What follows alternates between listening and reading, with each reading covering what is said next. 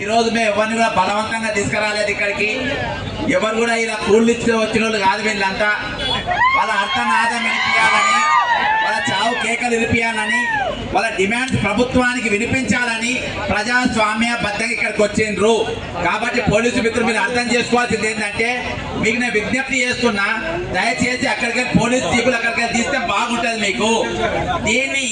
దీన్ని మేము కూడా మీకు సహకరించి, మీకు పూర్తి స్థాయిగా సహకరించి, మేము ప్రజాస్వామ్య పందాగా, ప్రజాస్వామ్యంలో మేము పౌరులమే కాబట్టి మా డ్యూటీస్, మా రైట్స్ మాకు తెలుసు. మేము మీకు సహకరిస్తాం అన్ని విధాలుగా. మేము ఇక్కడ శాంతియుతంగా కార్యక్రమాన్ని జరుపుకుంటాం. మీరు అదే విధంగా పోలీస్ వ్యాన్లు అట్నే పెట్టి మమ్మల్ని రెచ్చగొట్టే విధంగా మీరు చేయొద్దని మిమ్మల్ని విజ్ఞప్తి చేస్తూ సెలవు తీసుకుంటాం. దయచేసి పోలీస్ వ్యాన్లు అక్కడికి ఇమీడియట్ గా తీసేయాలి. వేరే తిరిగా కాకుండా చూసుకోవాల్సిన బాధ్యత కూడా పోలీస్ పైన ఉన్నది. మా కుర్చీని మడ పెడితే మీ కుర్చీకి బదులు చేసి మిమ్మల్ని ప్రమాదం అనుకుని మీరు పోయి ఏం చేశారు? మీ ఉద్యోగం కోల్పోయారు. మీరు కాంగ్రెస్ గవర్నమెంట్ లాస్ట్ వరకు అనుకున్నది మీ ఉద్యోగం మాకు వస్తుంది, గవర్నమెంట్ వస్తుంది అనుకోలేదు కాబట్టి అమలు కానీ హామీలన్నీ ఇచ్చేసారు. కానీ మేము ఒకటి అంటున్నాం, మీరు కాంగ్రెస్ గవర్నమెంట్ వచ్చినప్పటి నుంచి ఎన్ని ఉద్యోగాలకు నోటిఫికేషన్ ఇచ్చారు? కేవలం ఒక 5,000 డిఎస్సీ కానీ అవకాశం ఇచ్చారు. ఎలాంటి నోటిఫికేషన్ ఇవ్వలేదు. మహా అయితే ఏ వేదిక మీకు కూడా 60,000 ఉద్యోగాలు ఇచ్చినాం, 1,60,000 ఉద్యోగాలు ఇచ్చినాను. కొంచెం మీకు జ్ఞానం ఉండాలి కదా. నిరుద్యోగులు అంటే లెక్కలు కూడా పోయింది. కాబట్టి మరొకసారి మనందరం మన దమ్ము చూపిద్దాం. స్థానిక ఎలక్షన్లలో, రాబోయే ఎలక్షన్లో గట్టిగా మన నిరుద్యోగ గొంతుకు వినిపిద్దాం. ఈ కాంగ్రెస్ పార్టీని ఖతం చేసి మళ్ళీ మన నిరుద్యోగ దమ్ము చూపిద్దాం. జై తెలంగాణ, జై తెలంగాణ. తక్షణమే మెగా డిఎస్సీ ప్రకటించాలి, గ్రూప్ నోటిఫికేషన్ ప్రకటించాలి. పోలీసు మిగతా ఏవైతే 2 లక్షల ఉద్యోగాలు ఉన్నాయో ప్రతి ఒక్కదాన్ని ఆర్థిక శాఖ ఆమోదం తెలిపి మనకు నిరుద్యోగ క్యాలెండర్ విడుదల చేయాలి. గతంలోనే ఎలక్షన్ల కంటే ముందు ఇదే ఆగునూరు మురళి గారు ఒక క్యాలెండర్ ఇచ్చిండు. గవర్నమెంట్ వచ్చినాక గవర్నమెంట్ ఇంకో క్యాలెండర్ ఇచ్చింది. సంవత్సరానికి ఒకటే క్యాలెండర్ ఉంటుందండి. ఈ కాంగ్రెస్ గవర్నమెంట్ ఎన్ని ఫేక్ క్యాలెండర్ రిలీజ్ చేస్తూ మనం వస్తున్నాం. కాబట్టి దయచేసి మీరు అసెంబ్లీలో ప్రకటించి దానికి చట్టబద్ధత కల్పించి జాబ్ క్యాలెండర్ రిలీజ్ చేయాలని చెప్పి కోరుకుంటున్నాము. నిరుద్యోగ తరపు నుంచి పోరాడే ప్రతి ఒక్కరికి కూడా మేము అందరికీ కూడా సపోర్ట్ గా ఉంటాము. ఖచ్చితంగా ఎక్కడికి కావాలో అక్కడికి వస్తాము. అందరికీ ధన్యవాదాలు. జై తెలంగాణ. నేను ఫస్ట్ ఇక్కడే జీపీఓలో కాంట్రాక్ట్ బేస్డ్ ఉద్యోగం చేసుకునేవాడిని. ఆ తర్వాత నోటిఫికేషన్ వచ్చినాయని చెప్పేసి ఇక్కడికి వచ్చి ఇక ప్రిపేర్ అయితే వచ్చినాము. కానీ ఆ తర్వాత నోటిఫికేషన్ విడుదల చేసారు. మా ఇంట్లో వాళ్ళ ఫ్యామిలీ వాళ్ళు కూడా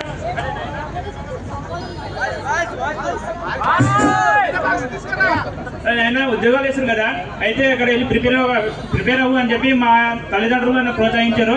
అప్పటి నుంచి నేను ప్రిపేర్ కానీ ఇక గత 3 సంవత్సరాల నుంచి ఇక్కడ నుంచి ప్రిపేర్ అవుతున్నా.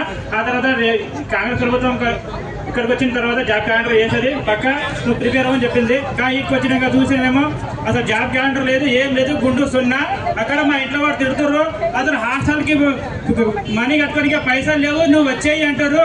ఇప్పుడు ఏం చేయాలి? రేవంత్ రెడ్డి గారిని నేను గట్టిగా చెప్తున్నా, అయ్యా సార్ మా జాబ్ క్యాలెండర్ ఎక్కడా? ఏం చేయమంటావు? ఇప్పుడు మిమ్మల్ని నమ్మి ఓటేసి నేను ఒక్కనే కాదు, మా ఇంట్లో మా తల్లి, తండ్రి, తమ్ముడు, అక్క, చెల్లి అందరికీ ఓటేపించినాము. ఇప్పుడు ఎందుకు ప్రశ్నించొద్దు?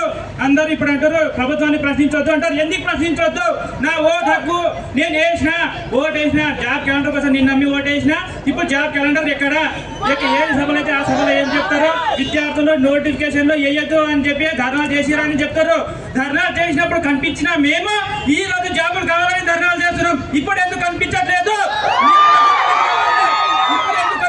ఇప్పుడు మనం గుర్తుపెట్టండి. ఆ రోజు గుర్తుపెట్టుకున్న మీరు ఈ రోజు ధర్నా చేసిన రోడ్డు మీదకి వచ్చి ఇప్పుడు కూడా గుర్తుపెట్టుకోవాలి. లేకుంటే నేను కూడా కొడంగల్ కాన్స్టిట్యుయెన్సీ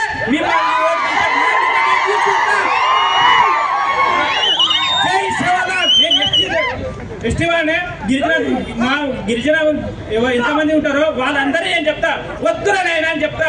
ఎందుకంటే బాధ్యత తీసుకుంటా, మిమ్మల్ని ఓడిపించే బాధ్యత నేను తీసుకుంటా. మాకు జాబ్ క్యాలెండర్ చేయకపోతే. జై శివలాల్. మీడియా మిత్రులకు, పోలీసులకు, దిల్సుఖ్నగర్ దగ్గరంతా పోలీసులకు సంహారంగా కోరుచున్నాము.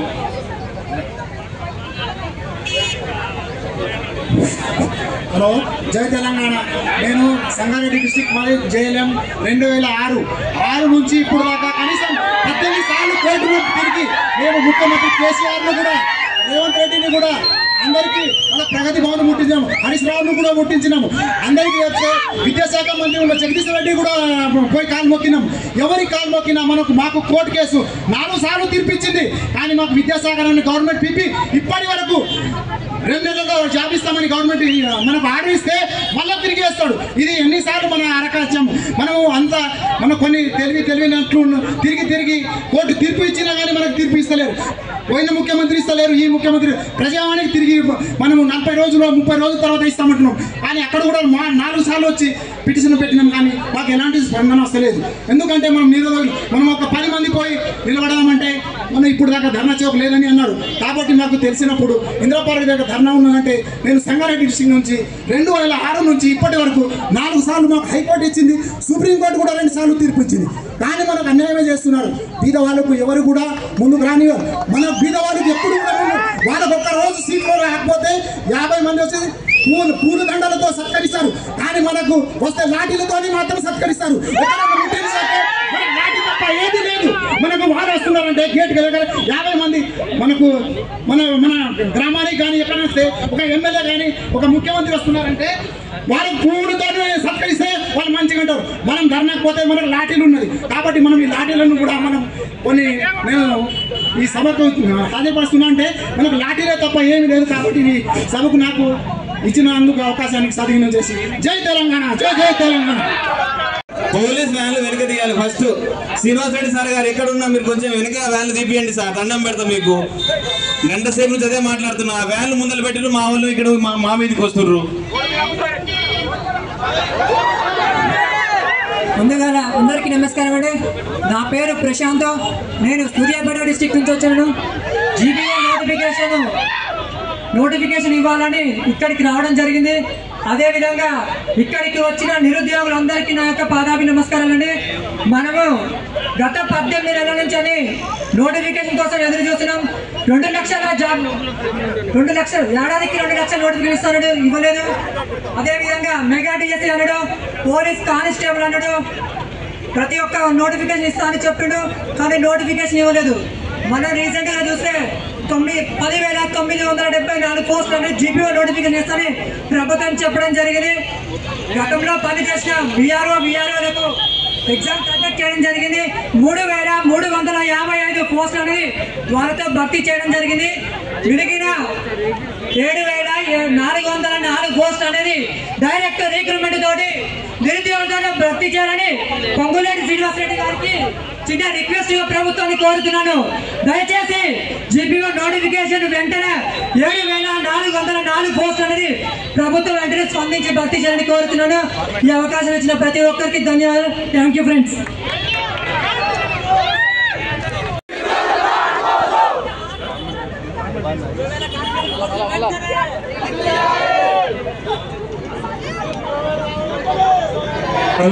హలో కొంచెం దయచేసి పోలీసు వాళ్ళు మీరు కొంచెం వ్యాన్లు ముందలు ఇస్తే మా నిరుద్యోగ అభ్యర్థులు అక్కడ కూర్చుంటారు. మీ వ్యాన్లు అడ్డున్నాయని చెప్పేసి కూడా అందరూ ఇక్కడికి వస్తున్నారు. కాబట్టి దయచేసి మీరు కొంచెం సార్ దయచేసి. నా యొక్క నమస్కారములు. నేను గత 2 సంవత్సరాలుగా శానిటేషన్ హెల్త్ ఇన్స్పెక్టర్గా ప్రిపేర్ అవుతున్నాను. కానీ ఇంతవరకు నోటిఫికేషన్ విడుదల లేదు. కాకపోతే ఆర్థిక శాఖ అనుమతించింది. టీజీపీఎస్ ఆఫీసుకు పోతే జాబ్ క్యాలెండర్ ప్రకారం వేస్తామని అన్నారు, కానీ ఇంతవరకు వేయట్లేదు. కాబట్టి ఇకనైనా జాబ్ క్యాలెండర్ హెల్త్ ఇన్స్పెక్టర్ జాబులు వేయాలని కోరుతున్నాను. ఇంకా వేరే జిల్లా వాళ్ళు ఎవరైనా ఉంటే రాండి త్వరగా.